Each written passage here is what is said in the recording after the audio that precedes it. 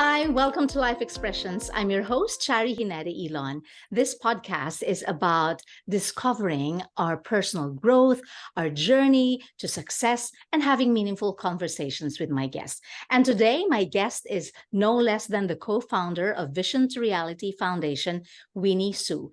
Winnie has become my friend as I have met her through Peter's Elevate Your Public Speaking coaching or Elevate Your Public Speaking Skills coaching package. And she's one admirable lady. And I would want to take this opportunity to share her story with you because she has reached success. One of the most common questions that I have heard from my friends and my acquaintances is that, how do you achieve success? And the next thing is, how do you make a positive impact on the life of others? I would like to believe that Winnie is an example of a successful person who came to Canada 30 years ago and now making a positive influence on the lives of many. Welcome to Life Expressions. Winnie, hi. Hi, Terry. Nice to see you again. And especially on the podcast. I don't really know this format. And so hope you lead me. Of course, of course. You are one eloquent speaker, and I'm pretty sure that you would do a great job sharing your story. Let us start with your story on how you migrated to Canada. I came here actually more than 30 years ago as an international student from mainland China. So like many of the students here today, I came here with nothing and know nobody and very limited English at the time. But it's really hard in the beginning. And just like you move to any new country, new city, and even just within your own country, if you move to a different city, it take time for you to actually get to know that place. Because my dad before always encouraged me, said, okay, you should go out to take a look. The world is big, right? Don't only stay in one city and try to go out to see the world, to learn everything. And I believe that's one of the seed he planted in my head when I was in high school. So after university, I said, I need to go out to take a look. So that's basically the reason why I come to Canada. Do you remember the first day that you arrived in Canada? Of course, yeah, just like yesterday. I believe so. Most of us still remember Vancouver International Airport. I arrived here because I don't know nobody. But in Beijing, there's one of my friend actually know a girl came here about 2 years earlier than me. So he contact that girl and just say, oh, do you mind to come to airport to pick up, Winnie, help her to settle, right? She didn't know nobody.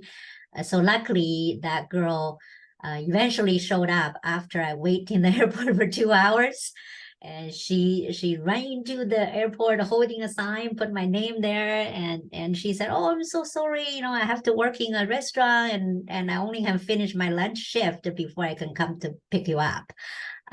So she take me to one of the basement suites, and she rented it for me for $300 a month. So that's basically how it's all started. But she's kind enough to give me a cup of a bag of groceries and just say, oh, this can last you a couple of days. At least you can survive. At the same time, she gave me two maps. One is the city map of Vancouver. Another one is a bus and transit map. And to show me, said, okay, if you wanted to go anywhere, at least you follow the map. She gave me a handful of quarters to say, oh, there's no phone here. You probably, if you wanted to find a job, make a call and go on the street, there's phone booths there. You can put the quarters in to make the phone calls. But at least she gave me some general ideas of how to start. I was fortunate to met this girl in Vancouver. It's not like myself has to find a place to stay. It's really a great start, a humble start. Yeah. How much money did you have when you arrived in Canada? And you said you were an international student. How did you survive and how long was that? I had $1,000 in my pocket because everybody probably already know, like 30 plus years ago, China's still quite poor at the time. And nobody really, get rich or have a lots of money. So the $1,000 is more like our whole family saved everything, give to me. So that's I thought it was a lot, and because in China you could live for a whole year with $1,000. But the first day I paid the $300 rent, I was completely shocked. I just feel there's no way, I cannot survive. The money is not going to last that long. So the second day I woke up, I just walked 2 hours to Chinatown looking for bought a Chinese newspaper, starting to flipping through and looking for jobs. Because at that time, there's no internet, no cell phones. People basically, all the job advertising is on the newspaper, there's an ad page. Mm-hmm. So I pulled that paper and making phone calls, any babysittings or washing dishes or anything like that. I was like calling everywhere. I was lucky enough in 2-3 days, I found that one household, they're actually looking for a babysitter and a housekeeper. During the summer, because they applied some nannies, but the nanny only can come probably around September or October. I came here in the spring. Yeah. So I have a few months before the school start. So that's great. I can work in that house and then, they pay me $2 an hour. I'm still quite happy, right? Because they doesn't allow, I have food to eat, right? So you don't feel that you have anywhere you need to spend the money, yeah. Which is a really good start. So I was taking care of 3 little girls and then learning all the household, basically learn everything. Yeah. Did you learn English here in Canada already? You had very little English when you arrived. How did you become better at speaking English? Learning English is one of my goals at the time, because that day after I bought the newspaper, came back to the basement suite, I was thinking, I said, how I'm going to survive here the next few years for studying, and also in the future, maybe possibly I can stay in Canada building a life here. So I was flipping through the newspaper, one of the article talking about the Canadian family, middle-class Canadian family making around 50,000 a year as income. So I basically put down on my little book and just say, my goal is to make 50,000 in 5 years. And another one, I realized that during the day, I walk to Chinatown, I have to ask people for the directions, or I go to a store, I have to ask something, and I found my English was so poor. I couldn't understand what they're talking about. So I said, English is one of the tools. I really, really have to master it and to understand if I ever wanted to go into the mainstream in this country, and English is the number one tool, so I have to inquire. So that's the decision I made. I wrote down, I said, I have to learn English in 2 years, or learn how to speak English in 2 years. Even in my university, I learned English and grammars, whatever, I can read some, but not really conversations, just like very, very limited at the time. Yeah. And so I was quite envy. You're from Philippines. You already know how to speak English. It's our second language. Lucky us. Yeah. But I remember you shared a story with us when you worked in a restaurant, and you chose to work in a English speaking restaurant or organization just so you could better learn and speak English. Yeah, that's exactly it. When I made that decision, the first things I did, I found a little shoebox and put whatever my safe kept. Like I brought a couple books and magazines and also cassette tape for Chinese songs, right? I mean, the popular songs. And I really love. So I basically packed those one in that little box. I wrote a notes on the box. I said, in 2 years, I can open this box.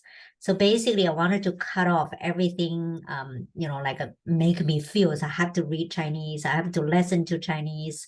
And also at the same time, I wanted to find all the jobs English speaking, because I feel as if I go there to work a job, Yeah. everybody around me speaking English are Mhm. definitely going to help me.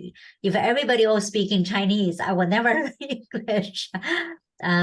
So this is why I never really go to find a Chinese restaurant or find a place only, like owners or the people working there only speak my own language, because I feel that eventually I can come back to work in those places if I choose to. But first of all, I have to learn English. So I found the restaurant job. I went to McDonald's. I work in my spots and also other English speaking type of environment. How long was your studies? I only study about a couple years, and so I took some night courses. And before I supposed to, like going to the master degrees, but I just never done. And the only master degree I done was like 2 years ago, MBA online. Oh, So MBA. after 30 years, I fulfilled my original goal Oh, to that's do good. a master degree in Canada. Yeah. But I just never done that. I took some night courses and tried to study and try to at the same time also working, because surviving is number one at the Yeah. time. So it's quite difficult at the time for sure. But now you have your own accounting firm. How did you get into that? It's actually contributed back to my first mentor. Yeah. And I ran into, basically I took like 2, 3 jobs. Of course, all part-time, like 2, 3 jobs, and working every weekend hour if I'm not studying and working somewhere.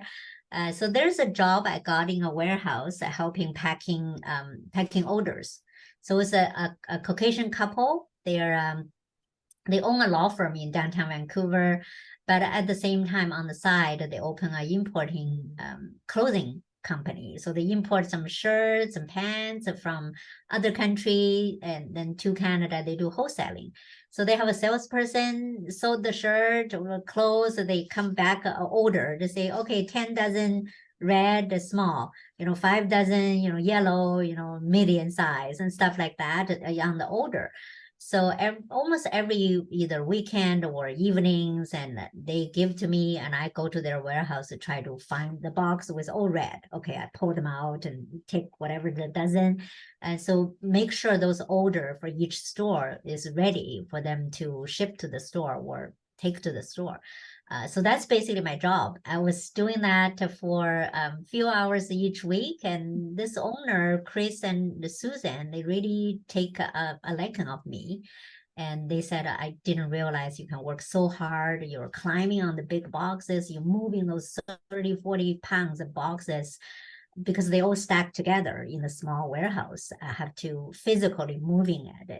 It's quite difficult for a 5 feet, 100 pounds girl. So they said, oh, gosh, you work so hard, never heard you complain, and we like your attitude. Why don't, later on you come to our office to learn how to do billings, how to do taking orders. I said, I have no idea how to do it. And so both of them, they were encouraging me. They said, no problem, you come in, we teach you. And that's how I started learning how to use the computer to do some billings, invoicing. And 2 of them not only teaching me that, they're actually invite me to their company, like law firms parties. They took me to a big like a yacht for Vancouver firework festival, because their company has the big party on the yacht and just like on the water, English Bay, to see the fireworks. I was so scared. I basically don't know what to wear, don't know how to talk to people. But Chris and Susan just told me, don't worry, we're there, we help you, we introduce you, don't even worry, you speak English really, in the elementary level. So they give me that kind of a confidence and ease, and also introduce me to the Western society and cultures. And in the weekend, they invite me to their house for barbecues. They took me to hiking in the North Shores. So those ones, all add together, from that particular sense. They don't have children, so they probably treat me almost like their own kids. after a couple of years, they retired actually, and they moved back to Ontario where they grew up. Before they leave, I asked them, I said, how can I ever repay you guys? And what they told me, just say, Winnie, becoming successful, falling in love with Canada. And eventually you're going to achieve all your dreams. You're going to contribute to this country. And I was so touched at the time. And Wow. I feel that's what they get their satisfaction in their heart. And they invested in me.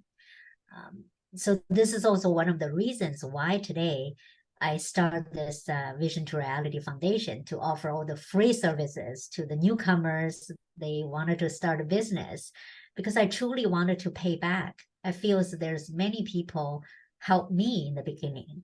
Yeah. So this is also one of the reason, why we wanted to do this. I wanted to use their example. Whatever they give to me, invested in me, and I'm hoping to invest it in somebody else. But in their office, those few hours each week to learning how to do billing is the seed for me to learn how to open a bookkeeping accounting business. I graduated from a science degree. It has nothing to do with accounting. But that's basically is the seed for them to plant it in my heart at the time. You learned more and you practiced more and you became better at what you do. And now you provide opportunities to a lot of accounting professionals as well by providing them jobs. Yeah. So now my accounting company, we hire other people. We have around 15 staff and serving almost 200 local business clients at this time. Yes. But the couple that helped you, the couple that inspired you and have been very kind to you, gave you the opportunity to pay it forward. Now you're doing it. Now you're helping a lot of people, especially immigrants or who want to become entrepreneurs through Vision to Reality Foundation. Tell us more about that. So this foundation actually only launched about a year and a half ago. And I had this dream for a few years, wanted to do something to leave a legacy. But I just never really get a chance to do. I was thinking maybe after I retired, I can start one. But during the time I'm taking online MBA course during the COVID, because I don't have to drive to client's office, I don't have to have lots of outside meetings. I said, I have all this time on my hand. I should do my MBA now. So that's how I basically get into this in the United States online MBA course. And so during the study, there's one course called New Venture and Entrepreneurship. So in MBA, they always have one of that course. So when I was taking that course, the course assignment is you need to write a business plan for a new business. I'm thinking now is the time. I could just write a business plan for my vision. So this is how I start. I wrote the business plan with no names. I put a fake name there. But the concept is there. The whole research I done during all my assignment time. So after the course completed, and I used that as a framework and got another 3 co-founders to work with me together. And we basically launched this foundation. It's a nonprofit organization. And now we offer 4 different programs totally free, and especially our online platform to have a member, like free members, people or local business owner, like newcomers and international student, or somebody have a dream and want to start a company in Canada, and many business professionals like myself also in our online business community. And just today we passed the 450 members in our community, only over a year, a little bit. I was quite, surprised, and at the same time also quite, how to say that, I realized there's really a need for the service we try to provide. So quite happy for the result. Yes. What are the success stories that you can share with us that you have helped establish through Vision to Reality Foundation? How have you specifically helped members of VTRF? We have many volunteers actually in our foundation because we are new and there's not much support, financially support from different places. Of course, people don't even know who we are. How can they donate money for you, right? And the same for the government bodies. So they don't even know what you could do. Mhm. And nobody is going to give us a grant or helping us. But we have a lot of wonderful volunteers because people passionate to help others. And many are volunteers, they're international student or young student in business school. Yes. And so through working with our organization, they basically just had a training ground, almost like their own camp.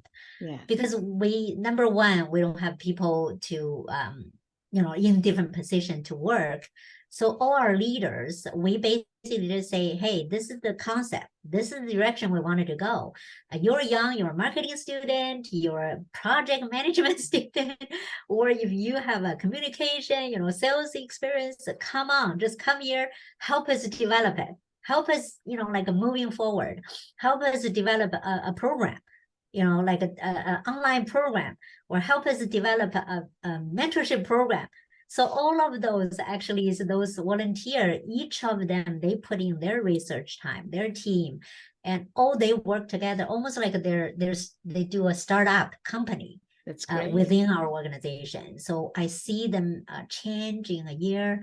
I see the business knowledge they gain. And that part is really, really, heartwarming. I can feel those confidence in their heart. At the same time, also they're making connections with local business owner or business professional. Just today, I introduced two of our Idea Lab winner.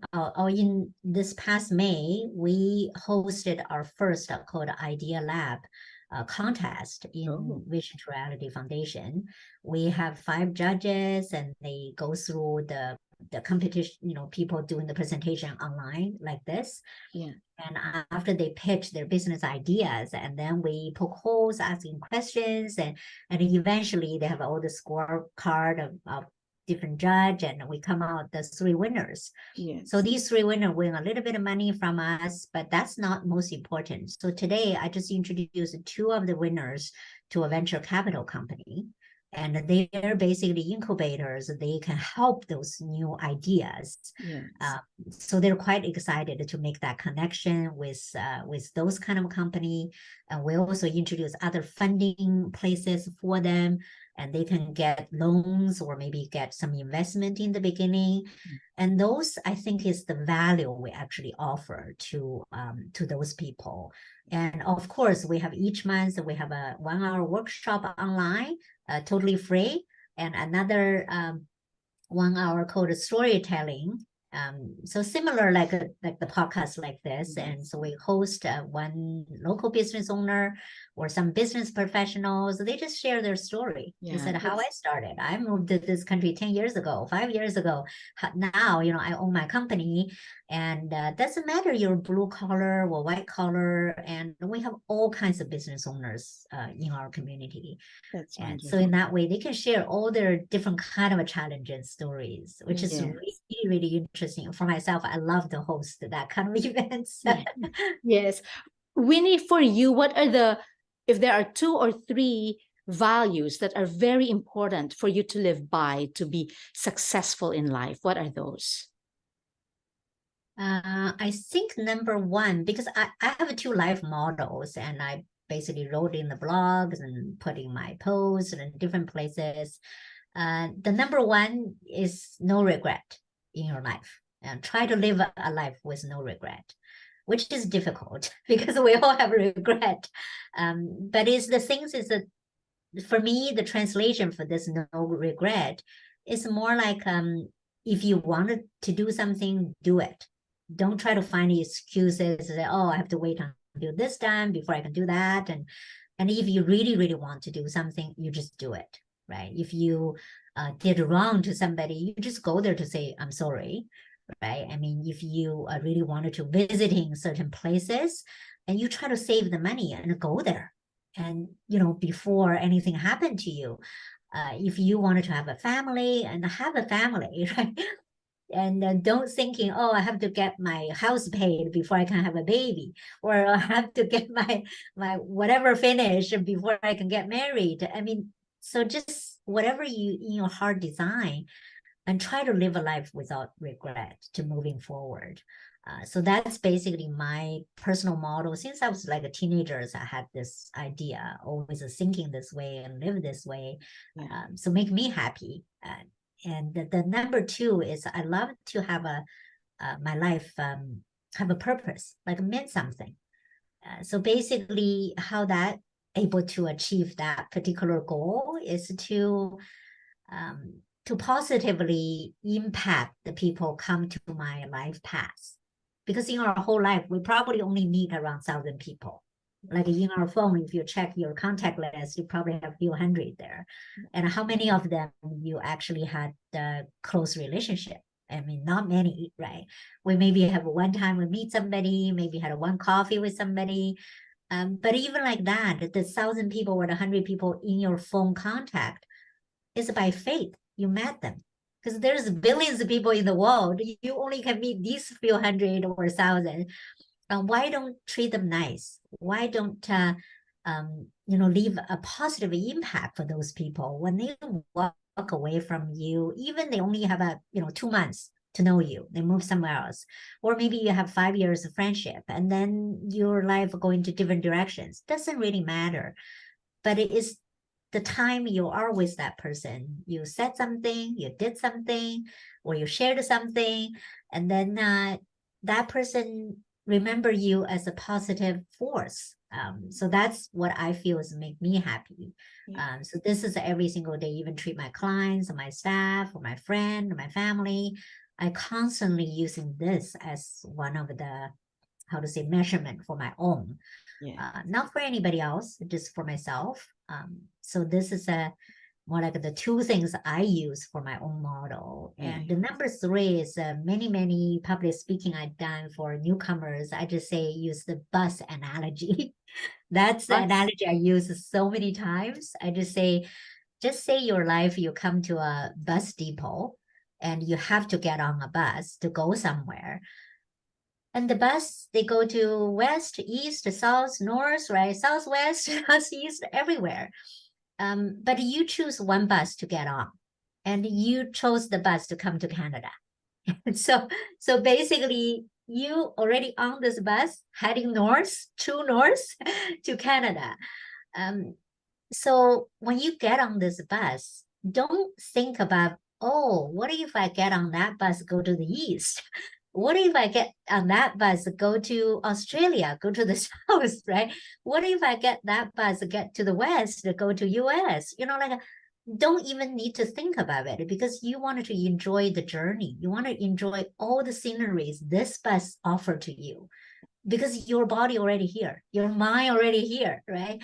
So if you focus on make your journey the best, this true north journey the best, and you will feel so happy in Canada. Yes. You're not going to be thinking, oh, what if 5 years ago I didn't come here, or 10 years ago I didn't come here? Because that's never going to happen. You're already here, True. right? So I never wasting time to thinking that way, always thinking going forward because I'm get on this bus. I'm sticking on all the sceneries. I'm going to taking in all the beauties, all the good things on this Yeah. bus, getting to know the people in this bus, right? Yes.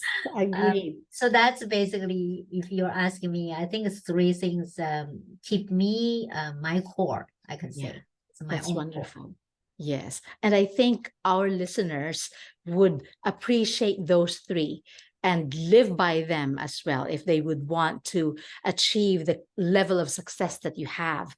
Now, at age 60, what's your next project?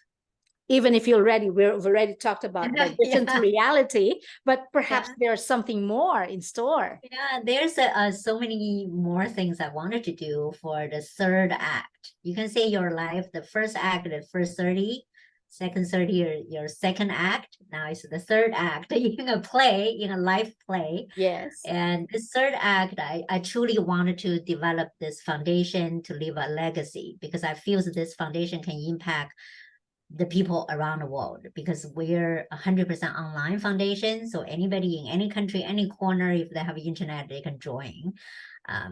Much bigger impact than my accounting business, because we only can impact a few hundred. So this is one of the things that it's myself is not that important. So after a couple of years, I probably just behind the scene. I like the young people, I'm training them, want them to be the leaders for this organization.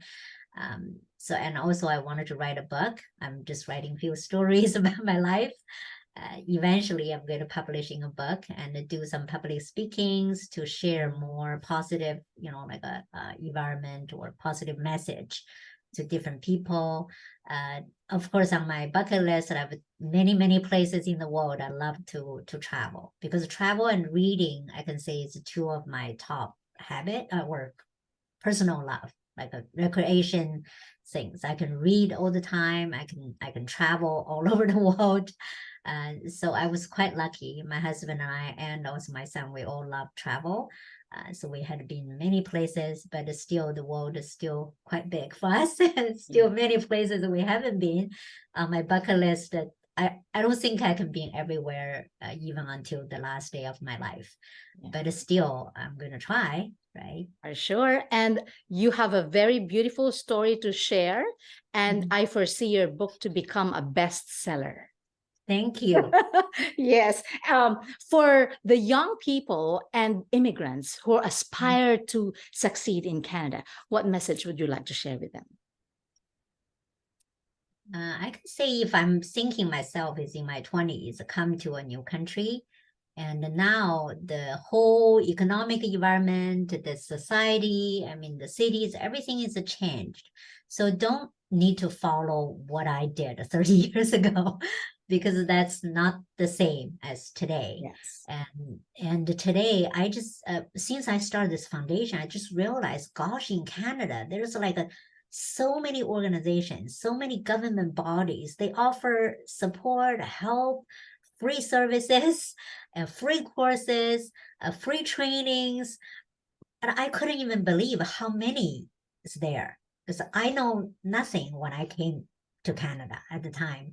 Probably there are few organizations already have those services. I just never knew, because nobody ever told me. And I never know where to find the help. But nowadays, and from my organization, we already set up, like, I think maybe 13, 14 partners with all those organizations, because we know what they offer, we know what they do. One organization offer free 10 weeks of business start course, and to teach you how to write a full business plan and the presentation. Another organization offer how you write business loans, right? Loan applications. And another organization offer you how to do digital marketing.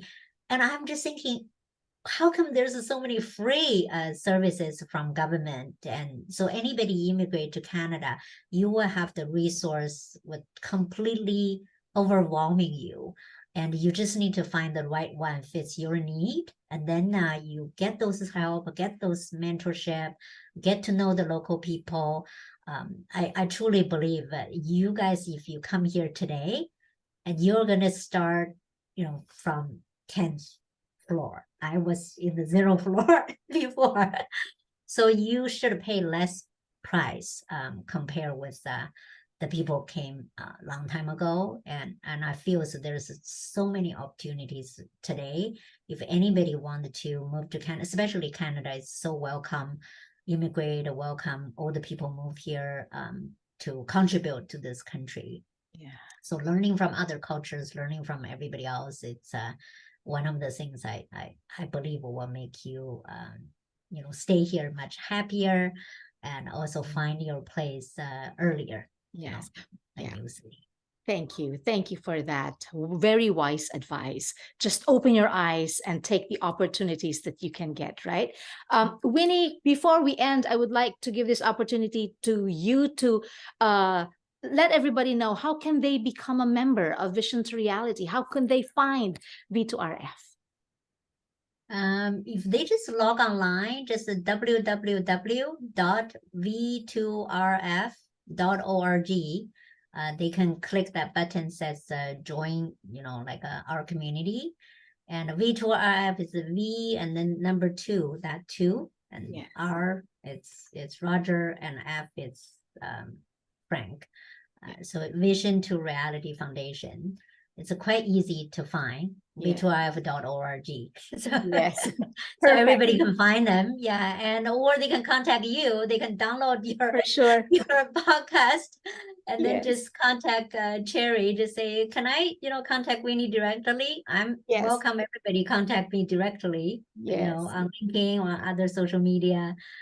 If you guys wanted to, I'm totally here to help you. That's great. We need more people like you. And you are so inspiring and you are so helpful and so kind, right? So thank you so much, Winnie. Thank you so much for this opportunity to share your story with us and for sharing with us wise words that could help us achieve success. For any newcomers, I only want to share one sentence. Yes. It's remember you have more advantage than disadvantage when you move to a new city.